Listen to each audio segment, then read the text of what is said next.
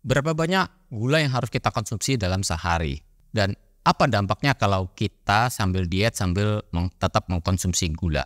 Nah, semua akan kita bahas di video kali ini. Let's check it out.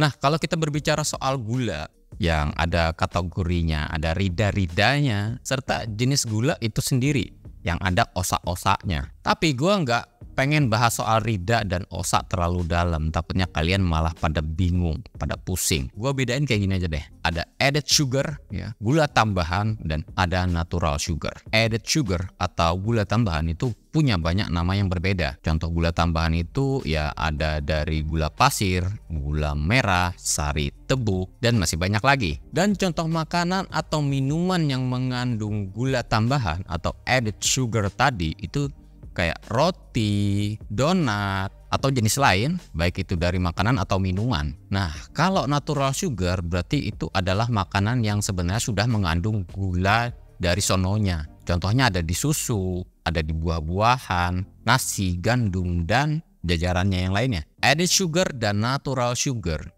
itu sama-sama sugar kan ya. Jadi sebenarnya nggak perlu diribetin kan. Gua kasih perbandingan kayak gini nih. Makan roti yang tertulis di situ gulanya 20 gram dibandingkan dengan makan buah apple sampai gulanya juga mencapai 20 gram. Sama-sama 20 gram gulanya kan. Singkatnya, mana yang lebih baik? Apel pastinya dong.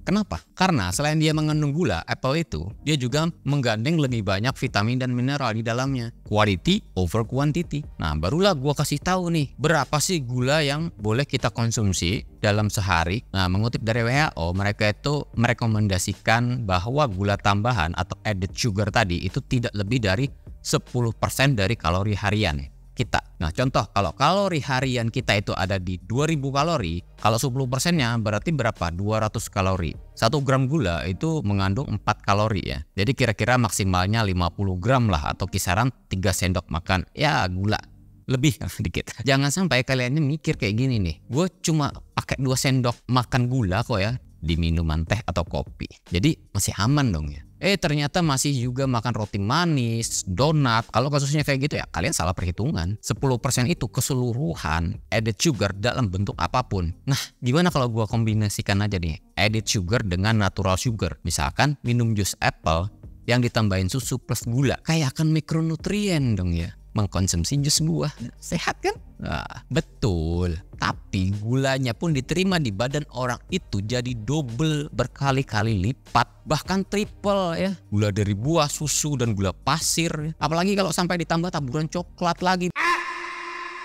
Itu gak kebayang itu capeknya insulin di badan yang mengontrol kadar gula yang masuk tadi. Wah. Dan akhirnya kalau keseringan malah jadi resisten insulinnya. Wah, gimana misalkan kasusnya gini. Gua konsumsi gulanya itu lebih dari 30%. Tapi gua cek masih dalam kondisi defisit kalori nih. Apakah berpengaruh ke diet gua?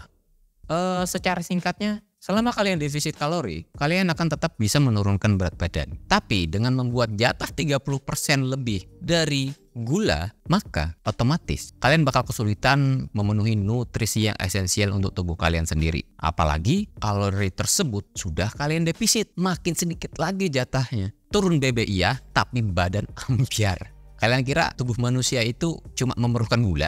Protein, serat, ya, karbo, fat, belum lagi puluhan vitamin dan mineral yang lainnya. Yang pada akhirnya banyak bagian tubuh yang kekurangan nutrisi penting. Hormon ambyar, apalagi hormon yang buat mengontrol gula tadi yaitu insulin. Dengan gula lebih dari 30% tadi, walaupun kalian dalam kondisi defisit kalori, secara logika aja deh, apakah insulin akan istirahat? Tetap kerja berat sob. Makanya banyak orang-orang yang mengkonsumsi kelebihan gula itu berdampak besar pada penyakit metabolik. Jadi 10% tadi itu udah cukup banyak kok ya buat kita konsumsi.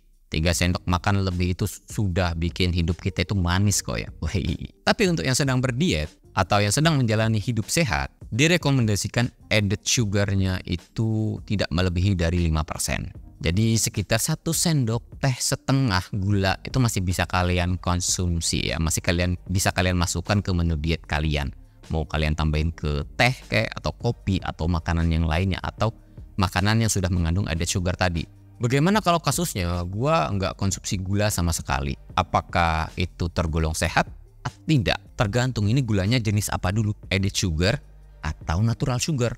Kalau added sugar doang atau gula tambahan doang yang di-cut ya itu tidak masalah. Karena mengacu dari AHA, American Heart Association, tubuh kita itu nggak membutuhkan added sugar atau gula tambahan untuk menjalankan fungsinya dengan sehat. Jadi sumber gulanya itu bisa dari yang natural aja ya. Bisa dari buah atau sumber karbo yang sebenarnya bisa dipecah jadi gula juga. Tapi gimana kalau gua cut all sugar, semua sugar gua cut.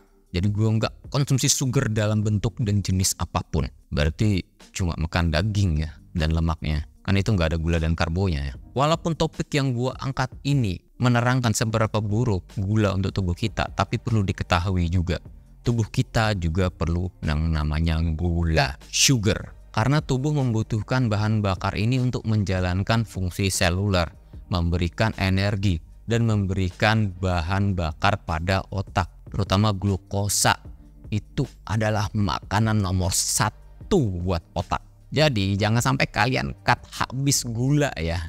Apalagi kalau kalian itu kerjanya banyak pakai otak. Kasian, ntar lemot.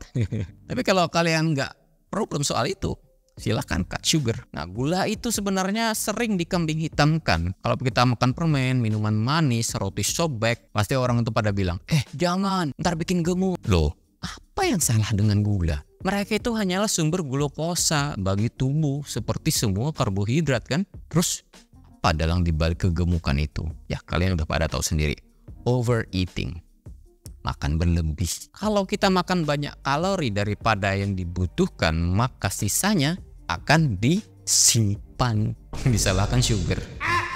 Jadi saran gua adalah kita itu harus berteman dengan gula, tapi jangan sampai kita itu mencintai gula sampai membuat kita terlena. Gula itu adalah salah satu zat yang adiktif. Bahkan ada beberapa studi juga yang menyebutkan kecanduannya itu lebih parah dari penyalahgunaan drug. Tapi problematika kecanduannya ini bukan salah gula semata ya. Kalian pernah nggak lihat orang kecanduan makan gula pasir, nyemil gula pasir? Pernah nggak? Kalau kita disuruh nih makan gula pasir 2 sendok makan atau makan donat semiji, lebih enak donat dong ya? Iya kan? Lebih milih minum gula pasir yang dilarutkan kah? Atau minum minuman kemasan yang ada gulanya?